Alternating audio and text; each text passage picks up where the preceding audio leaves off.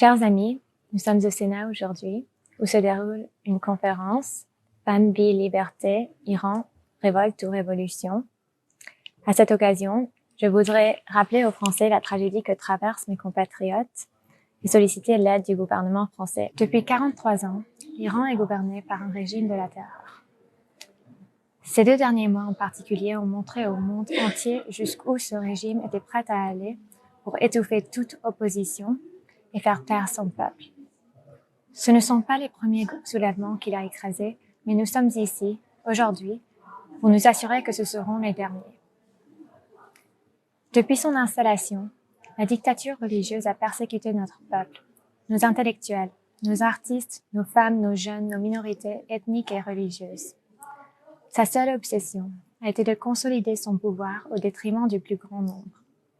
Elle a bafoué l'ordre fondé sur le droit international, elle a déstabilisé ses voisins. Elle a été une négation de la laïcité et de la modernité, dans la loi comme dans la pratique. Elle a construit un système qui maintient les femmes dans l'ombre, qui plonge le peuple dans la misère et l'iniquité, qui empêche quiconque n'est pas d'accord avec le régime de pouvoir agir ou demander justice, qui remplit ses prisons de citoyens tout simplement attachés à leur liberté et qui menace leur famille, qui réprime les étudiants dans les universités, les enfants dans les écoles, un système, un régime qui tue. Le peuple français, qui a accueilli avec humanité de nombreux réfugiés et dissidents iraniens, connaît bien la brutalité de ce régime. Qu'il s'agisse de mon propre cousin, le capitaine de vaisseau Shahriar Shafir, ou de l'ancien premier ministre, Shahpour Bakhtiar, nombreux sont ceux qui ont subi sur le sol français les exactions de ce régime. Pour autant, cette violence demeure incomparable avec celle que mes compatriotes en Iran ont eu à subir durant ces 4 décennies. Une violence qui n'a pas cessé de sévir. Depuis plus de 2 mois maintenant, le monde est témoin du courage extraordinaire de tous ceux qui continuent de lutter pour les droits humains fondamentaux. Aujourd'hui, nous recensons plus de 450 morts et 18 000 prisonniers, plongeant dans le deuil et l'incertitude des milliers de familles. Cette horreur n'a toutefois pas entamé la détermination du peuple iranien. Car le peuple iranien a toujours refusé de céder face aux passions et aux croyances sombres des ayatollahs. Je lui réaffirme, ici, devant vous, toute mon admiration et tout mon soutien. Cette bravoure exceptionnelle, cette ferveur révolutionnaire dont le monde est témoin, doit vous conduire à ne plus considérer Ali Khamenei et ses cavaliers de l'Apocalypse comme les représentants légitimes de la volonté iranienne. Je vous demande d'avoir à l'esprit le nom de Nigar Shahkarami, une jeune fille de 17 ans que le régime a assassinée avec une brutalité telle que son visage en était méconnaissable. Celui de Kian Pirpalak, un petit garçon de 10 ans qui voulait devenir inventeur.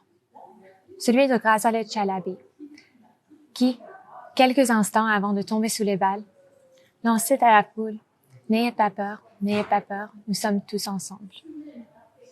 Ayez à l'esprit le visage des peuples des régions du Sistan-Baloutchistan et du Kurdistan que le régime réprime en employant contre eux des armes de guerre. Et ce ne sont là que quelques exemples d'opérations militaires menées contre des civils. Si vous avez encore la moindre question quant à ce qui motive les sacrifices du peuple iranien, ce que le titre de cette réunion implique, je vous invite à prêter attention à ces slogans. Dans toutes les rues du pays, le peuple d'Iran scande « À bas la République islamique, femmes, vie, liberté, nous nous battrons, nous mourrons, nous reprendrons l'Iran ». Ces incantations ne sont pas des appels à de simples réformes. Ce sont des slogans d'un peuple révolutionnaire qui risque tout pour que le régime de la République islamique soit tout bonnement aboli. Ne serait-ce pas un clin d'œil ironique de l'histoire de voir un régime qui s'est construit sur l'apartheid de genre être renversé par la première révolution conduite par les femmes? Nous savons que le nouvel Iran pour lequel les Iraniens se battent ne peut se limiter à la chute du régime actuel. Une telle chute ne suffirait pas à arracher le pays à la tyrannie religieuse, aux restrictions économiques, à l'isolement international. Pour parvenir aux objectifs que le peuple iranien se fixe, le nouvel Iran devra faire sien les principes de la démocratie, du pluralisme et de la laïcité.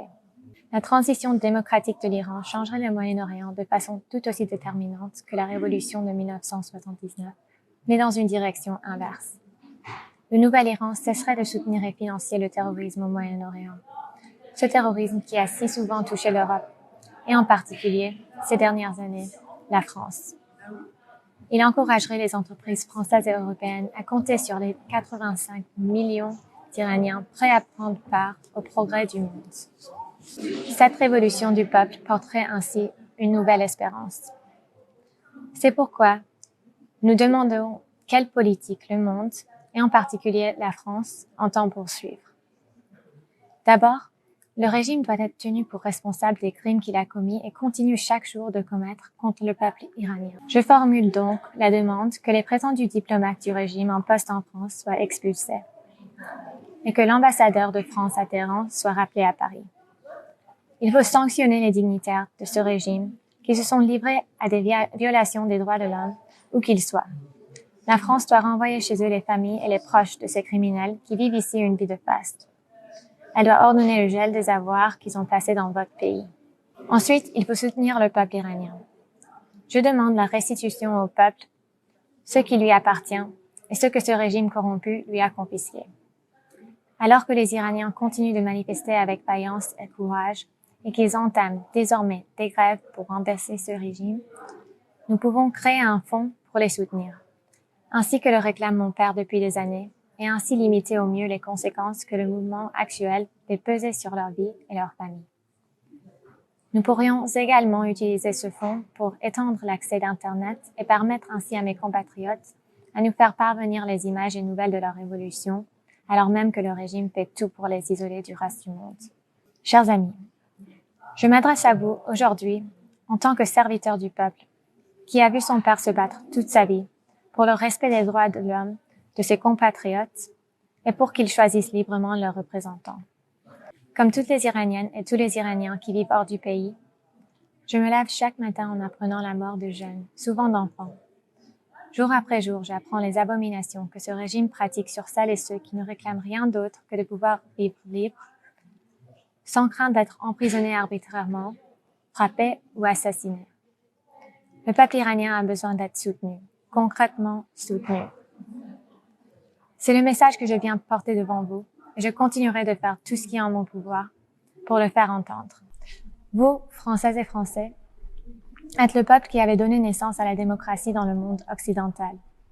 Soyez-en fiers et faites honneur à la démocratie en apportant votre soutien au peuple iranien. Faites honneur à ces mots de Victor Hugo. En ces temps troublés, soyons les serviteurs du droit et les esclaves du devoir. Quel autre pays que la France, le pays des droits de l'homme, du combat des femmes pour leurs droits, de la protection des droits des enfants, le pays des Lumières, quel autre pays que la France pour initier et mener une réaction et un soutien diplomatique fort et humain à un peuple dévasté par les atrocités d'un régime sans limite. M'adresser à vous, m'adresser à la France, c'est m'adresser au monde. Un monde qui, en soutenant le peuple iranien, a tout à gagner. Les Iraniens portent dans leur âme la générosité et l'hospitalité. Ils se souviendront de ceux qui les ont soutenus dans les moments charnières de leur histoire. Et je voudrais pouvoir leur dire, très bientôt, dans un Iran libéré, que la France et son peuple se sont tenus à leur côté. Vive l'Iran, vive la France et vive l'amitié franco-iranienne.